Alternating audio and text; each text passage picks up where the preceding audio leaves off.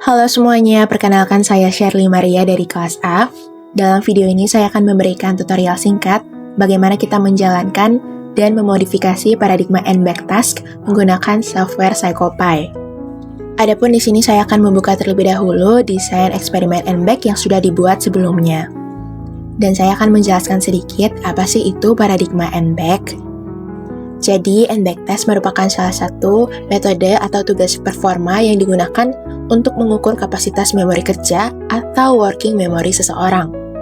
Di mana dalam tugas ini, partisipan diminta memperhatikan rangkaian huruf yang muncul satu persatu di layar, kemudian memberikan respons dengan menekan tombol spasi jika huruf yang muncul sama dengan huruf yang tampil beberapa posisi sebelumnya, sesuai dengan nilai N yang digunakan.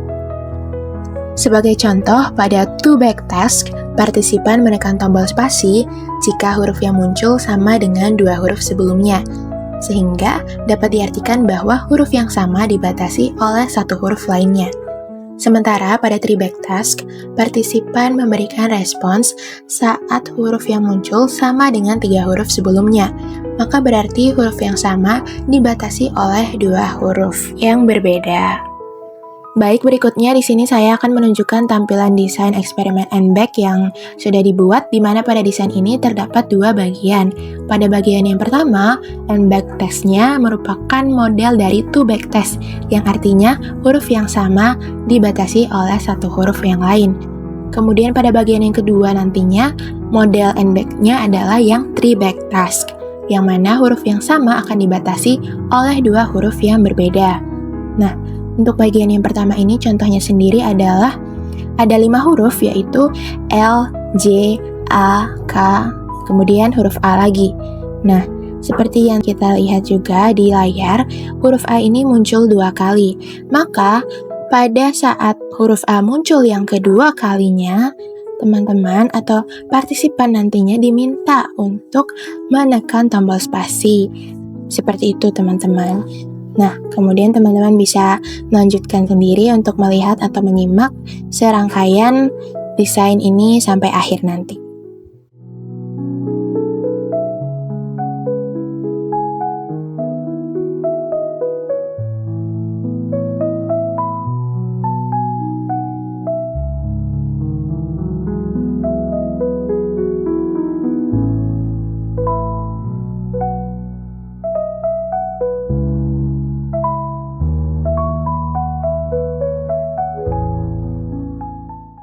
Baik, itu tadi merupakan tampilan pilot dari desain eksperimen and-back, teman-teman. Berikutnya di sini saya akan melanjutkan dengan melakukan beberapa modifikasi atau beberapa perubahan ya, di mana hal pertama yang dapat kita ubah adalah mengubah bagian eksperimen info, di mana dapat mengklik bagian eksperimen setting, kemudian pergi ke tab basic, dan di sini untuk bagian partisipan dan sesinya saya ubah dari versi bahasa Inggris ke bahasa Indonesia dan menambahkan bagian tanggal. Teman-teman juga bisa menambahkan sesuai keinginan masing-masing ya. Untuk bagian partisipan sendiri di sebelah kanannya saya kosongkan, dan apabila sudah diubah jangan lupa untuk pergi ke bagian tab data dan mengubah yang tadinya tertulis partisipan dan sesi dalam bahasa Inggris, kita ubah ke bahasa Indonesia agar tidak error. Seperti itu. Kemudian yang kedua adalah saya akan mengubah bagian warna latar belakang atau background color dari desain ini, yang mana saya ingin menggunakan warna dark green atau hijau tua. Ketika sudah, jangan lupa untuk klik OK.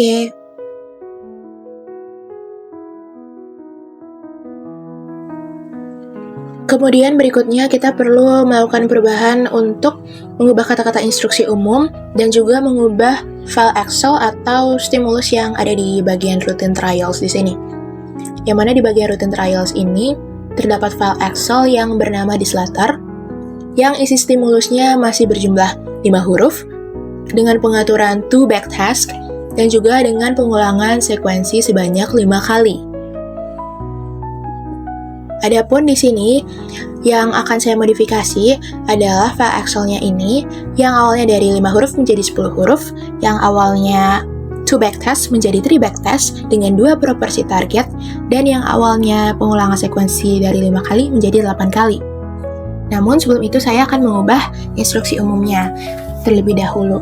Nah, Oleh karena di bagian trials ini nanti akan kita ubah, kita modifikasi menjadi hasil akhirnya nanti tentunya adalah 3 backtask, maka pada bagian instruksi 1 di awal ini, saya akan memodifikasi atau merubah kata-katanya sesuai dengan model yang akan dipakai di trials nanti. Dimana pada awalnya, ini merupakan instruksi 1 ya, di desain eksperimen ini, yang mana ini masih merupakan 2 backtask. Nah, saya akan ubah menjadi instruksi untuk 3 backtask seperti itu.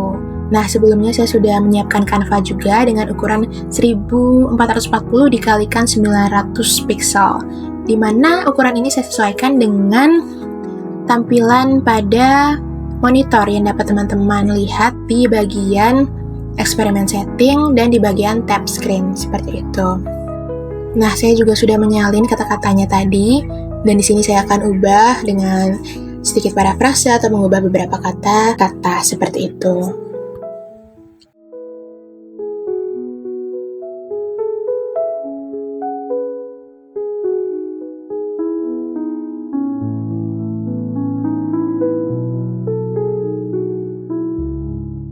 Kemudian tentunya saya juga mengubah untuk bagian hurufnya ya teman-teman, dimana dari yang awalnya 5 huruf saya langsung mengubah menjadi 10 huruf seperti itu.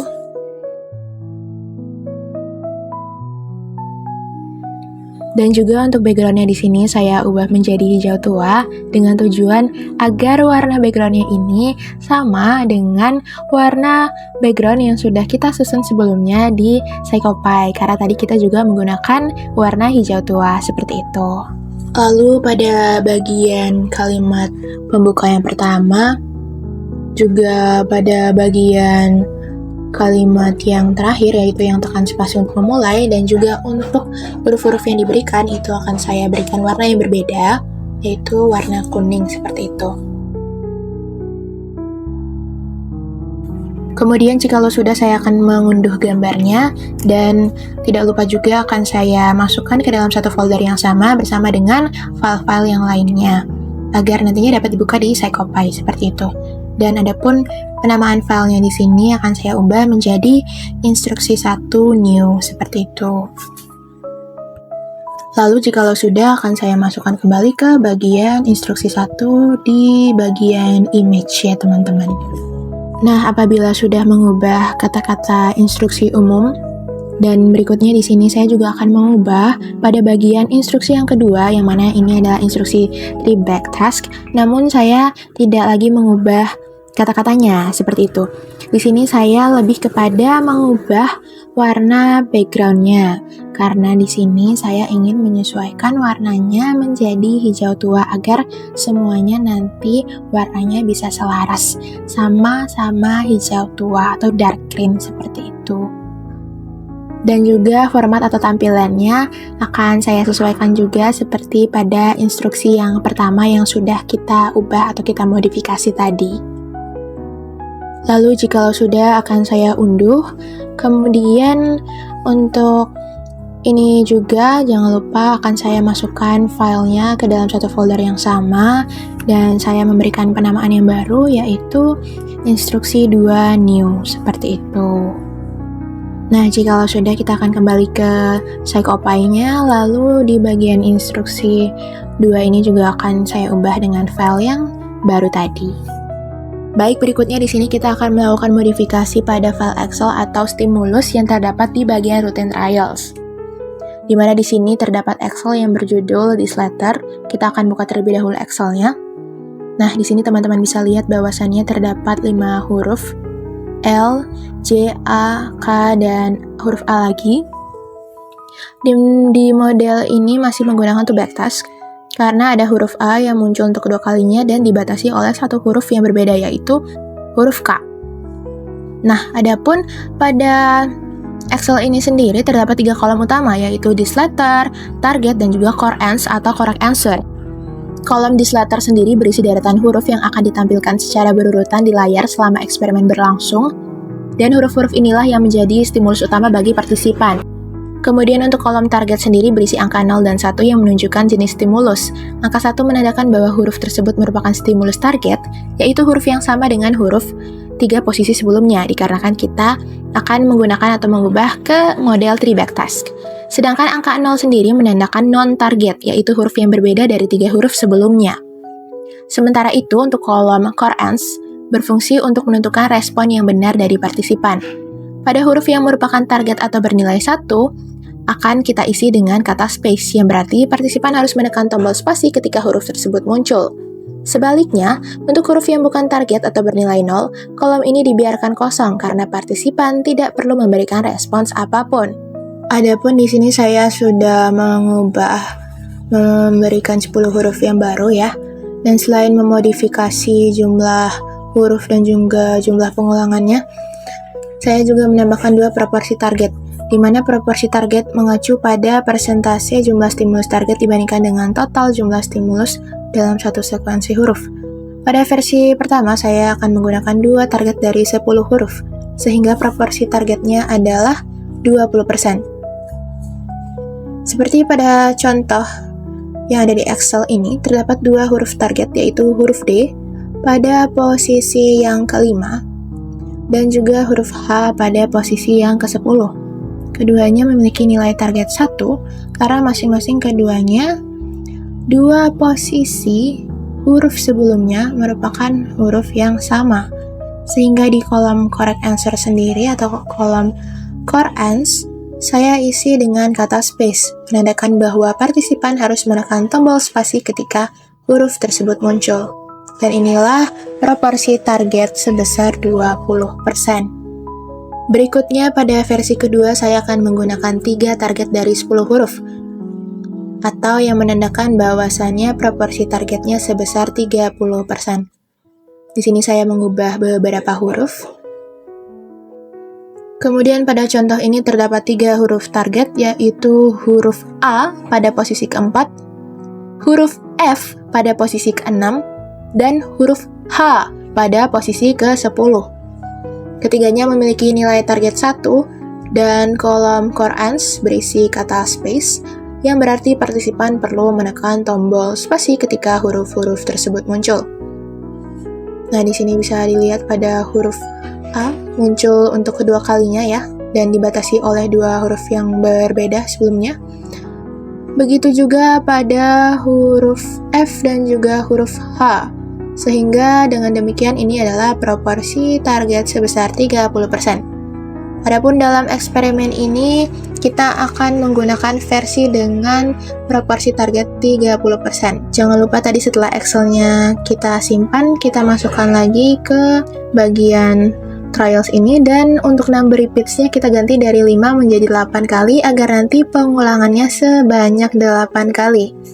Nah, apabila sudah, jangan lupa klik OK, dan di sini saya akan memberikan atau menampilkan tampilan pilot hasil modifikasi yang sudah kita lakukan. Di sini dapat kita isikan info eksperimennya mulai dari nama partisipan, kemudian sesinya, dan juga untuk tanggalnya. Kalau sudah, kita dapat klik OK. Dan ini dia merupakan tampilan pilot dari desain yang sudah kita modifikasi sebelumnya. Di situ dapat teman-teman lihat bahwasannya huruf yang muncul sudah berbeda ya, dan yang muncul sudah sebanyak 10 huruf. Dan teman-teman dapat menyaksikan pilot ini sampai akhir.